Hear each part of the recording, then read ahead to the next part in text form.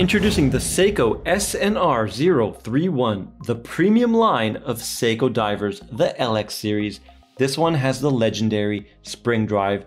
You can get it at Kavar Jewelers website down below. Call them, let them know I sent you, and they will take care of you. Now, the spring drive is arguably one of the greatest movements horology has ever seen. A marvel of technology. It is mechanical because it is powered by a mainspring, not a battery. Sends that power to a glide wheel. Now that glide wheel is connected to an integrated circuit, and all that integrated circuit does, it gets a signal from a vibrating quartz crystal and judges the glide wheel spinning. If it's running too fast, it applies the brakes, electromagnetic brakes, and that's how it regulates. It's called a tri-synchro regulator.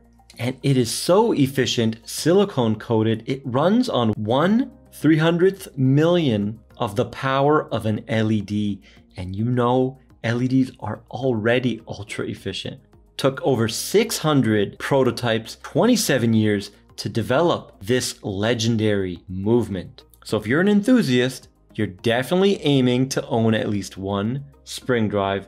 It's just so important to horology. Hand assembled in Japan by Seiko's master watchmakers.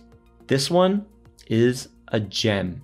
Now you can get it in a Grand Seiko, however, it's more money. And the Grand Seiko divers, they don't have anything on Seiko divers. This is the Marinemaster 300 case style. Marinemasters are legendary. The design originating from 1968. Grand Seiko divers don't have the history Seiko divers do. So getting the legendary movement in a legendary case style is what I'm talking about. Not a fan of Grand Seiko divers. This case is hand Zaratsu polished in Japan, and look at that beautiful high polished shoulder blade, trademark of the Marinemaster. It's like a black mirror fighting through that PVD coating. It's a thing of beauty. We have 6-sided hexagon style teeth cutouts for that bezel.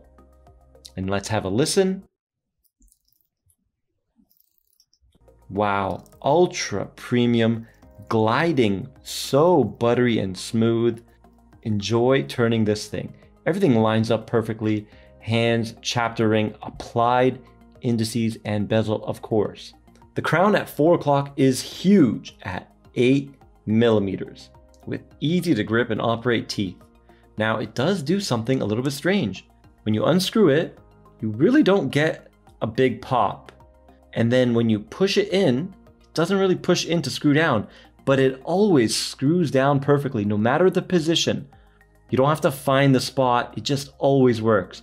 But pushing it in, like right now I'm pushing really hard, it doesn't move. So an interesting crown I never dealt with before, and you can see the power reserve on that dial. Let's listen to spring drive.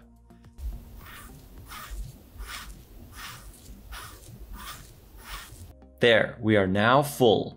Now the measurements. Secret measurement, which is the bezel measurement, 43.8, and the case, 44.8. So overhangs the bezel, 1/2 mil on each side. Thickness, I got 14.7, and a lug to lug of 50.2. Drilled lugs for easy strap changes. The strap is silicone. We have a titanium keeper that is not signed, which is interesting. A little bit of a ding there. Feels almost like plastic because it's so light, but it's ultra strong. I'm trying to compress it and it's not working.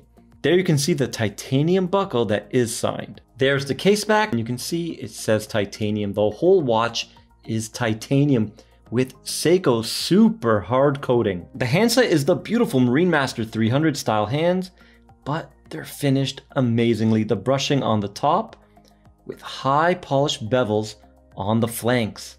It's just gorgeous. These hands are a thing of beauty. Applied indices, almost like a textured matte black dial. The chapter ring has cutouts that hug those indices, giving it a nice tight look. The sapphire crystal is beautifully done. It's flat on top and domed on the inside. And you can see that blue AR coating fighting the studio lights. The price of this beautiful timepiece comes in at 6,000 USD, a tough pill to swallow. But when we look at luxury brands, dive watches, and even Grand Seikos, it starts to look like a little bit of a bargain. And they don't have this legendary movement. However, there is a negative. The finishing, I would say, is on par with Tudor, not Rolex. In what I'm talking about is when I do extreme macro, the finishing on the hands, the dust under the crystal and on the dial, it's pretty good, but it's not Grand Seiko level, and that's a shame.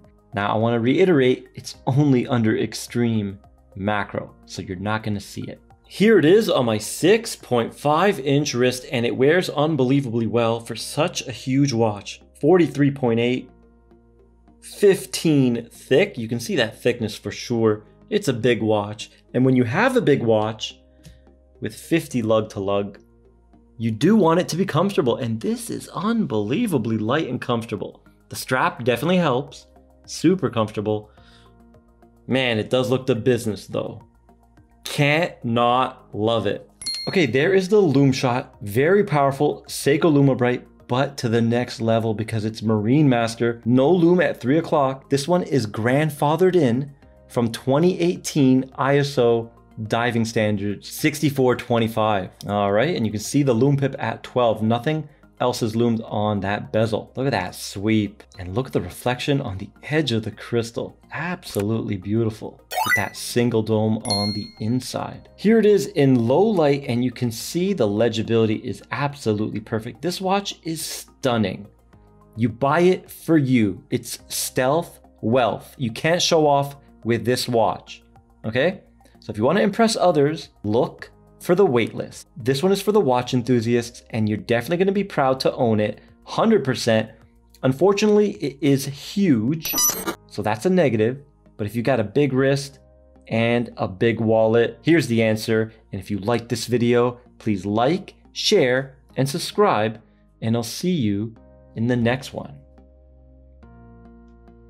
Man, this thing is gorgeous.